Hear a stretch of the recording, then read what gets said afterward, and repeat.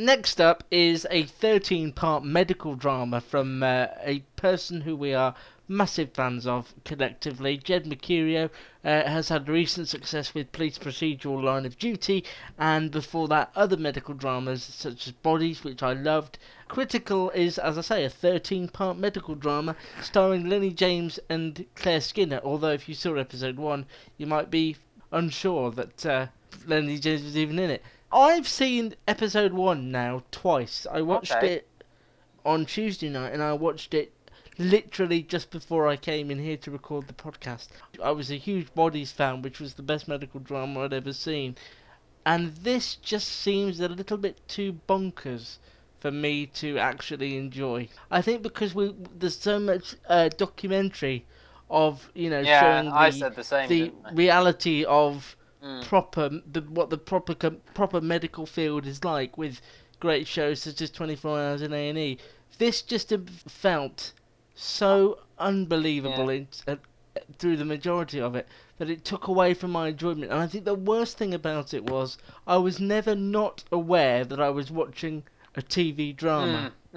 You know how sometimes you can watch something and get so immersed you're into it? I think the problem is now that it's harder to do sort of procedurals or stuff set around workplaces because we've got these documentaries. I know I mentioned to you when we spoke the other day about, for example, Waterloo Road has been cancelled because we can see now what schools are like, with the Educated series. 24 Hours in A&E you've got, so Critical, which at its heart is doing, the 1 hour to save this person. That's the concept.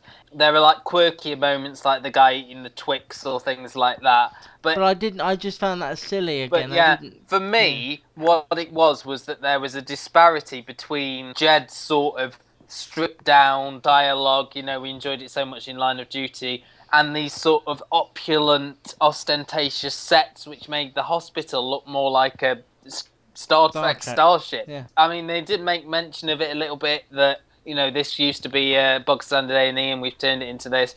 But it just seemed to me that, like, we've got Sky Money to make this series. We can't just have a bog standard A&E. We have to have these 3D machines that could see into the brain. But that took away from definitely, it I agree, because instantly. Because I think if you're going to do things like this, you need to be doing things like Suspects, which has that stripped back nature to add to the sort of, bare bones script. What I liked so much about Bodies was that it felt gritty and it felt real. But I think felt too glossy for me. This has been very highly overproduced. I mean, there was an inordinate amount of people in that room doing different things, which I know is the plot line, isn't it? And there was that dissension with the other doctor about, look at all the people in there, and here I am dealing with, 30 cases in half an hour. But, I think that was good. I liked the timer. I thought at 1 hour, Lenny James was going to walk in and fix it or kill the guy or whatever and say it. So I thought that timer meant something, and it didn't really go anywhere, did it? It was just a clock that they kept looking at. It lacked tension for me. Like I say, I was never not aware that I was watching a heavily produced piece of drama. I didn't feel the tension, I didn't feel the connection to the patient, I didn't care whether he lived or died, as brutal as that sounds. And I didn't really care for any of the doctors. They were very standoffish, they were very brutal. Nothing about it felt human. Did you not care at all for the new doctor? I mean, that's the lady out of Fresh Meat. Are you not supposed to be on her side? I wasn't. Yeah, but I think it's too obvious that she's there. She's for our us. sort of surrogate, isn't she? She's like the one who was there standing nervously at the beginning. And what I think is this almost feels like the pilot.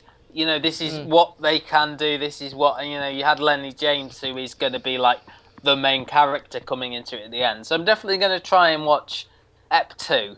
But the premise stays the same. It will always be, and it's yet to see whether not knowing much about the characters or their backgrounds will be a good thing or a bad thing. Because the premise through every episode of this will be that they've got an hour to save a patient that comes through the doors. Whatever that patient has wrong with them, they have an hour. So that is the premise. We're not going to go into their backgrounds and find out more about them. It's not like that. It's particularly what you saw minus Lenny James was pretty much what you're going to get for the rest of the series, so we'll see. I wouldn't say I had really high hopes for this, but I had hopes for it, and it's a shame. I that it will didn't watch the quite- second episode though, see how Lenny James changes things, and I think a lot of people were watching for him. So Yeah. maybe that will help with the second episode. Also, we don't know where Claire Skinner's gone, but I presume she's gone to pick up the 3 kids from Outnumbered. They And when didn't you say all my jokes are scripted, come on.